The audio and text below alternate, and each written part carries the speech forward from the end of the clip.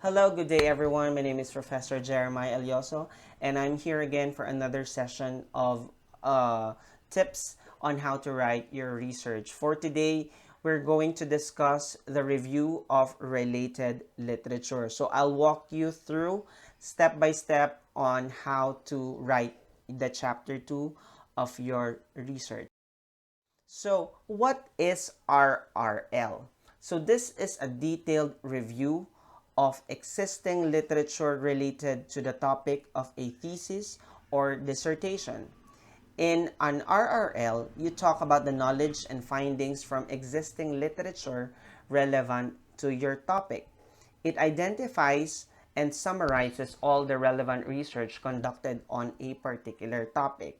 Now, let's try to dissect each of the words on the acronym. So, review.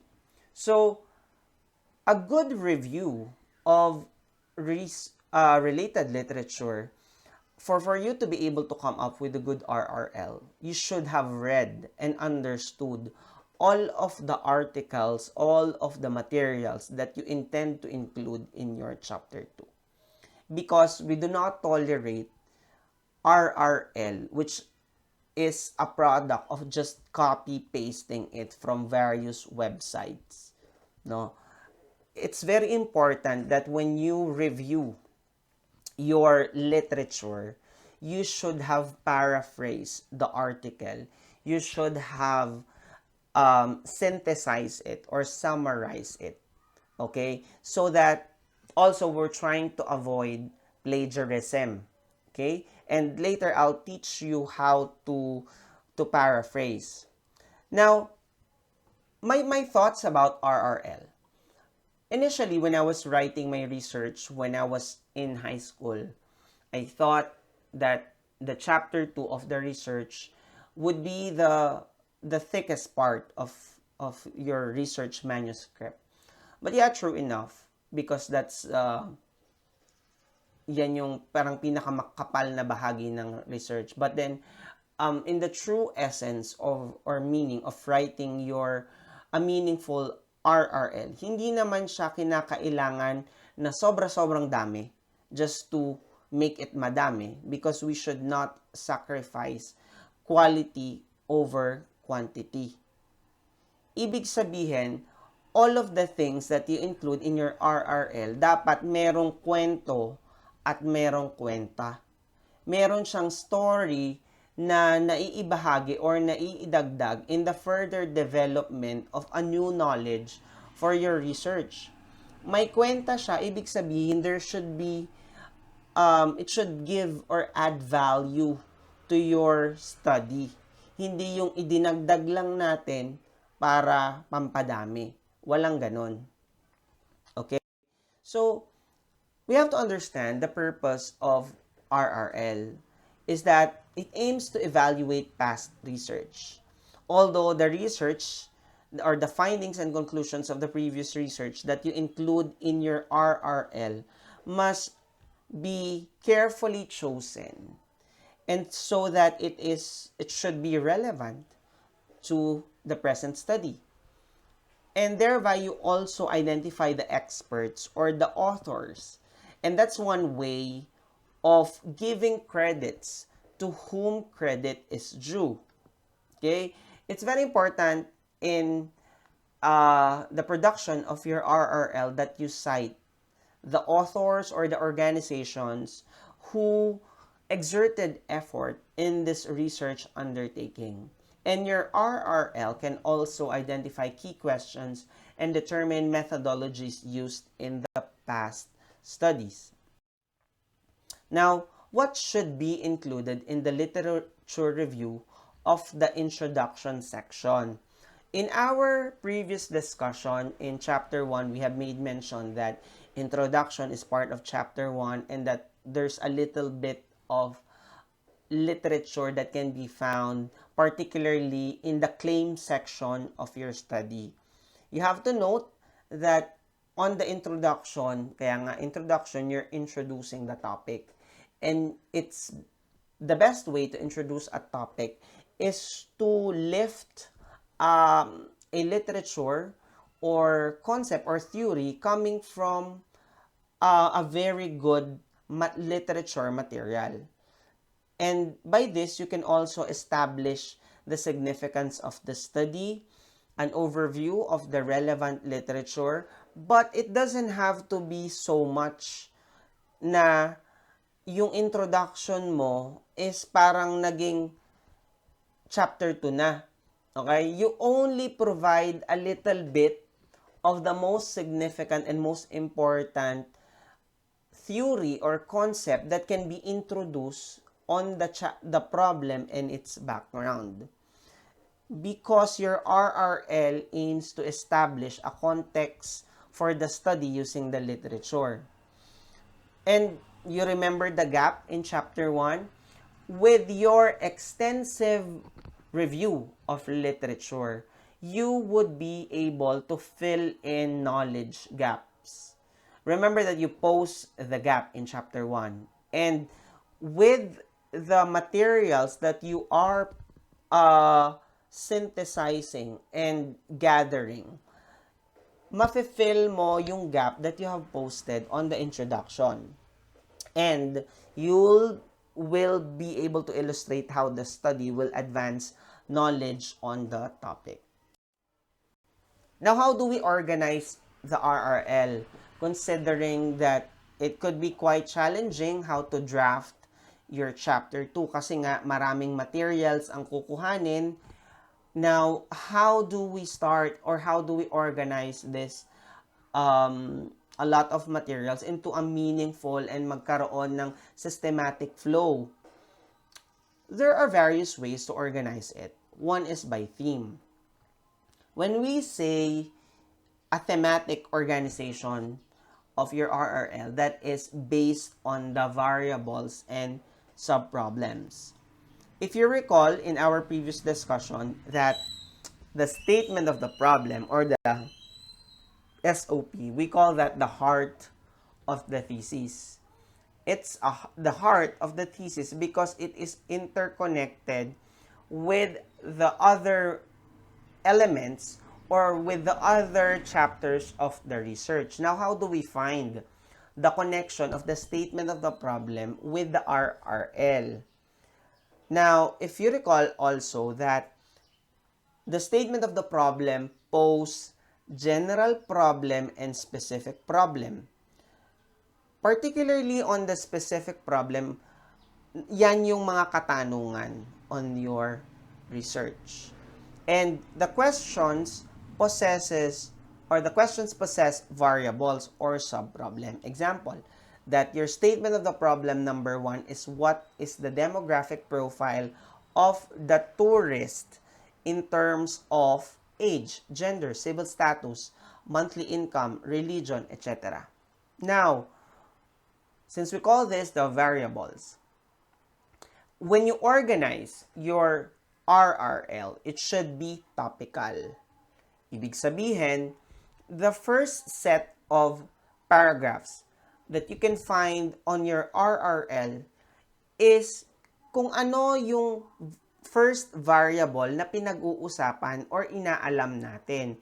Since the first major variable is on the demographic profile, particularly on age, ibig sabihin, ang first paragraph mo sa RRL dapat ay tungkol sa ano ang edad or profile ng mga turista in terms of edad. Ano kalimitan ba ang nagbiyabiyahe? Ano kalimitan ang edad ng pumupunta sa iba't ibang mga destination? Okay? Followed by the gender. In terms of the gender profile, sino ba ang mas nagta-travel? Lalaki o babae? So later, I'll be showing you some example based on previous research how they organize their RRL based on the topics or based on the questions that they have posed on chapter 1. Then you also have to consider the date of your reference materials, that it should be 5 years back. Bakit 5 years back? Because we would want that your review to be valid and to be of yung parang pinakang recent materials because we don't want to have an impression that you're using an obsolete materials. Kasi kapag medyo luma na, we would have an impression na baka meron pang mga study na mas bago and mas valid. So, although, in the absence of current literature, we allow naman yung mga medyo, say, 6 years back, 7 years back, at max na siguro yung 10 years back. But you have to also be very choosy with your materials. Kung meron yung mas bago, you prefer those bago. Pero kung wala naman, medyo we could forgive. And also, if it's a classic material, most especially for books na hindi naman nagbabago yung kanyang facts, then you could use those. Then also, filter the topic based on relevance, or you present it on an inverted pyramid. Ibig sabihin, i-present mo muna yung pinakamahalaga. Nasa pinakang dulo yung least important. So that if ever that there's adjustment, matanggal man yung nasa dulo, okay lang, buo pa rin yung storya. Kasi hindi natanggal yung most essential. Then, when it comes to the source, you should be able to provide a variety of source. Merong galing foreign source or local source, or foreign authors and local authors. Kasi iba yung setting din minsan when it's being written in a foreign land versus in our own country. Okay? Okay. So are you able to see my slide now? Yes, sir. All right. So I'm sure that you're excited to write your RRL. So you have to set the background and purpose of the review. When writing your review, you can begin by providing the background and purpose of the review. Then begin discussing each of the identified resources according to the way you decided to organize them. So an example of this one, or if you would notice, at the beginning of the chapter, you have to introduce what this chapter is all about, so that you're giving your readers a mental warm-up of what to expect. So example, this chapter presents the review of related literature related to the study, which is composed of conceptual literature and related studies. Then, the review gives prior understanding of the research problem. Or, it can be that this chapter presents the review of related literature and studies that have been gathered based on its relevance with the present study. This serves as the researcher's basis in developing their conceptual framework and in the construction of the research questionnaire. Okay, as I was saying that there are two types of related literature, and these are the conceptual literature and research studies. They are the same when it comes to how they are being written. The only difference is the source of the materials. So tatandaan ninyo that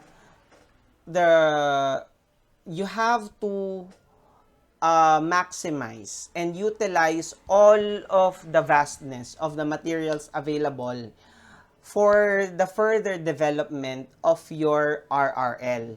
So with the conceptual literature, these are published materials which are derived from newspaper, magazine, journal, manuals, reference books, and textbooks. So it could be a hard copy of this material, and also it could be the soft copy or the materials that is available on the web. Okay? Whereas the research studies are related materials which are derived from the findings or conclusions of the undergraduate thesis, master's thesis, and dissertation. Okay, so in the preparation of your materials, it's very important that you have proper citation. Okay, so again, as I've said, proper citation, but we will be using the APA 5th edition. As I have mentioned, that APA is American Psychological Association. They are the organization that standardize the way of writing, most especially for research endeavor. It's just that now I think that the most recent version is the 7th edition. But based on our research manual, we're following the 5th edition. Okay? But we will have further discussion on the 5th edition in our next discussion. Okay, so paraphrasing is an important technique by which you could further improve on your RRL. So what is paraphrasing? Paraphrasing is presenting ideas and information in your own words and acknowledging where they come from. By using your own words, you demonstrate your understanding and your ability to convey this information. So, rather than just copy pasting the the ideas of other author, what you can do is to paraphrase that or to use your own words so that you're not being accused of plagiarizing their content, because that's ethical malpractice. We should not plagiarize. So here are just some of the techniques, simple and basic ones, that you could follow. There's a citation in text, meaning to say that in your paragraph, you're already mentioning or giving credits to the author, but further credits will be given as you show the full details of the materials written by the author in the reference listing, which can be found at the end of the manuscript. So a simple way is to, like this, according to the author, and then you mention the year it was published. Cite only the surname of the author followed by the year of publication in parentheses. And then acceptable research materials are those published 5 years back. And too old reference materials may become obsolete or lose its validity or factual accuracy. But later, I have some suggestions so that hindi lang naman puro according to. There are many ways by which we could do citation in text. The author and the year of publication could also appear at the end of your paragraph, just like this. The researcher may also cite the author's surname after the paragraph. What you can do is to have the surname of the author and the year it was published separated by a comma, and they are enclosed in a parenthesis, and the period comes after. Okay, so that you have a variety of citing the works of the author. Okay, so as I have been constantly reminding you of, that it's in research, it is a sin to just plainly copy and pasting your RRL. When writing a review, you have to remember, review your materials.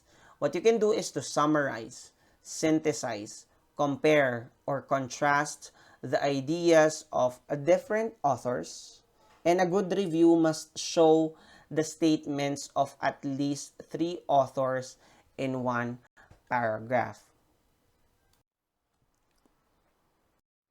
All right. So here are some of the effective transitions.